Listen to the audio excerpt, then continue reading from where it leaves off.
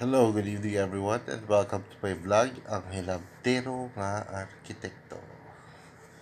Now, let me just sing you a song because I can't actually sleep because my nocturnal side is on again.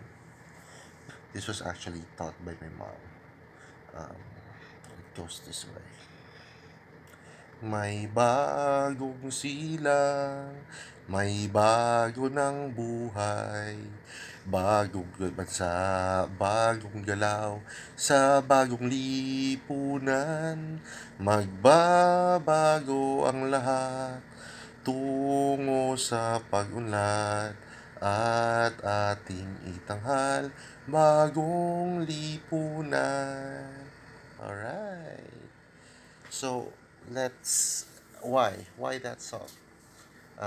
This song is the new society song, the kind of movement that the late President Ferdinand Marcos had during his term, and that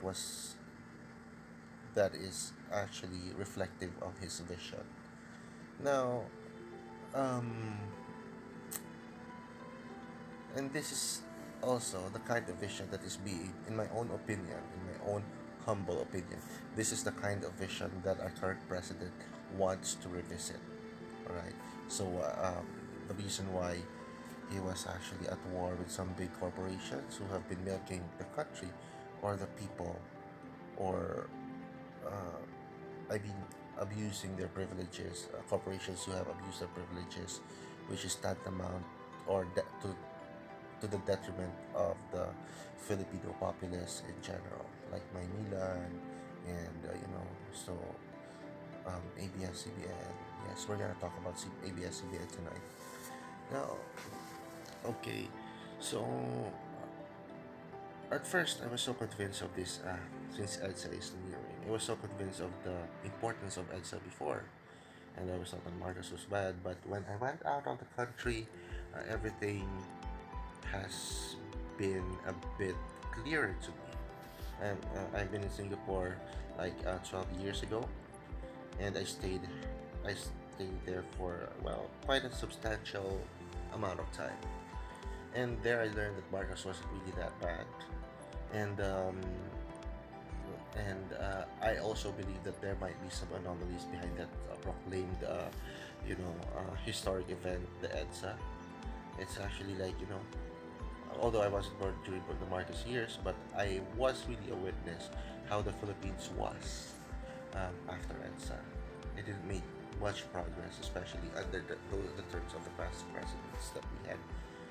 You know, yeah, because like it didn't change. People who became wealthy, but it's just quite a few of them, and they had government positions have been taken advantage of as well. So those people who were against Marcos, who were alleging Marcos of abuse of power, are the same people who abused their power after they have this so-called freedom. Now, all right, but we're not gonna discuss about those things.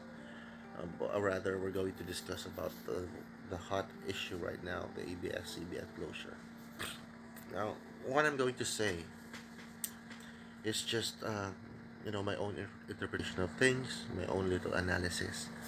So, why the co-warranto case filed by the Solicitor General?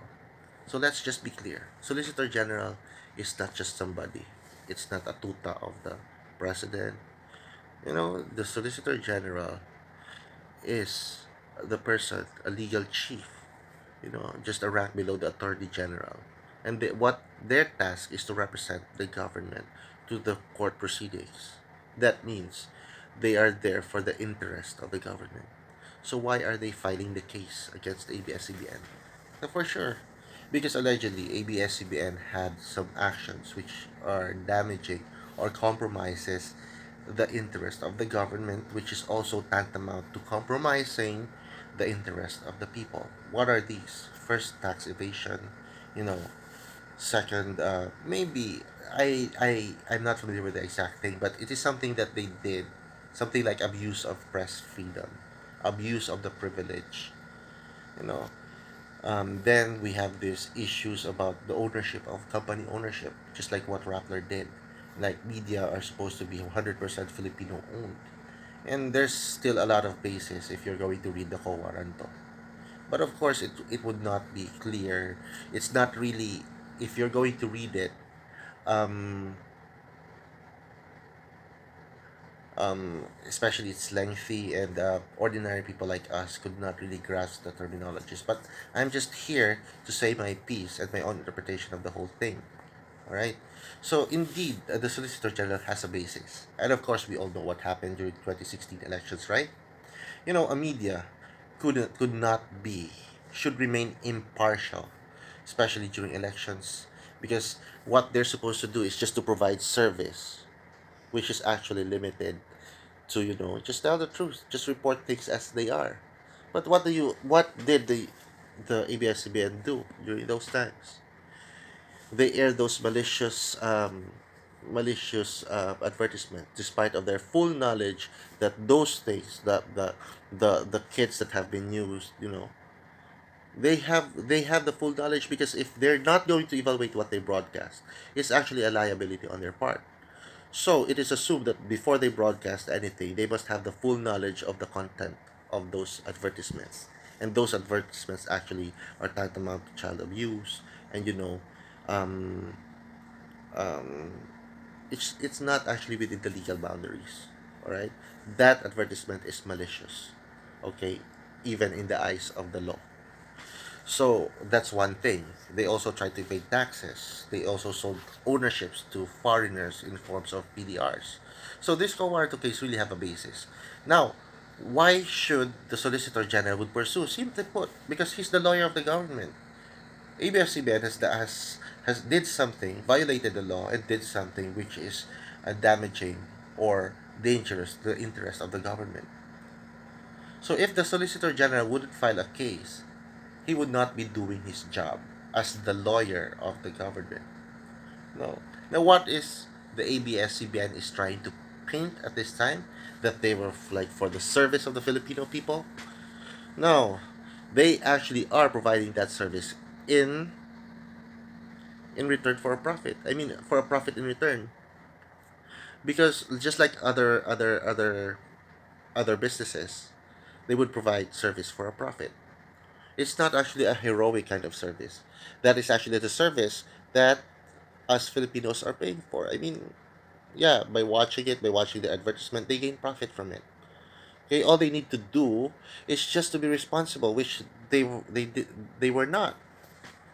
I mean, they were very irresponsible in their news and um, twisting facts, just like what they did to Miriam before. They labeled Miriam. They said that they quoted Miriam saying that Marcos should be forgiven for what he did.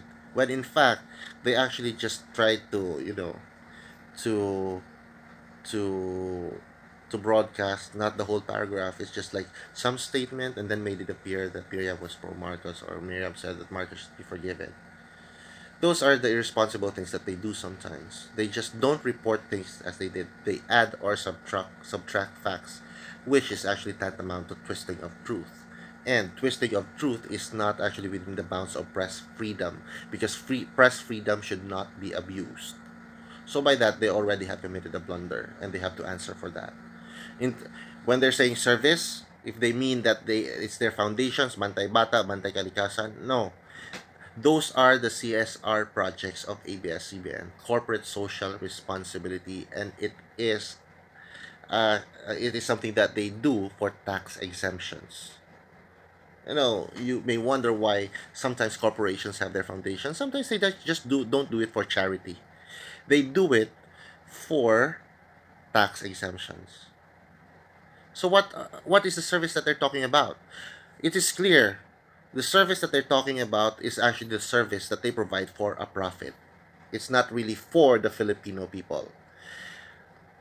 Or we may look at it like it is for the Filipino people as long as they watch and they watch the advertisement to increase the rating, so that they increase the rates in their ads.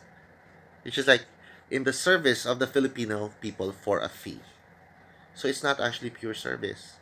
It's just like that's what they are trying to paint, because they, of course, they have the advantage that is their business after all, the media mileage. Of course, they can say anything, whatever they want to say, or they can create some dramas in order for them to appear that they're the victim, or they're actually doing service to Filipino people, when in fact they don't. They just do it for a profit, and they are nothing. They are not charity. They are just another big corporation that want to make money, who wants to make money. That's it. Now, what Calida is doing is actually just protecting our government and also the people against the abuses of press freedom, because the abuse of press freedom can be very dangerous, I tell you. Okay. Enough of, twisting of facts, twisting of truth, because twisting of facts and truth is not within the bounds. It's actually beyond the bounds of press freedom.